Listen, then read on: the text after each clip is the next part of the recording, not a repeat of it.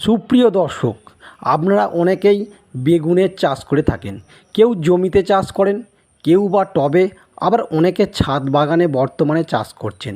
সকলেরই একটা সমস্যা, বেগুন বা ডগা ছিদ্রকারী পোকা। আর এই সমস্যা থেকে মুক্তি পেতে সম্পূর্ণ ভিডিওটা দেখুন। প্রথমেই বলি, স্ত্রী পূর্ণাঙ্গ মত একটা একটা করে কচি পাতা, শাখা, কুঁড়ি, ফুল ও ফলের উপর ডিম পাড়ে।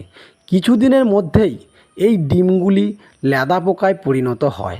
এই ল্যাদা পোকাগুলি গাছের ডাঁটা ও ফলের মধ্যে ঢুকে যায়। ডাঁটা, ডগা ঝিমিয়ে পড়ে এবং ফল খাওয়ার উপযোগী থাকে না। আক্রান্ত ফল ও ডাঁটা সংগ্রহ করে মাটিতে পুঁতে ফেলতে হবে। চারা লাগানোর 20 দিন পর নিম কেক ও 5 গ্রাম কার্বোফ্রান 3G দিতে হবে। স্প্রে হিসাবে ইনসিপিওর সাথে নিম তেল ব্যবহার করতে হবে। এছাড়াও পরিমল ফাঁদ ব্যবহার করা যেতে পারে।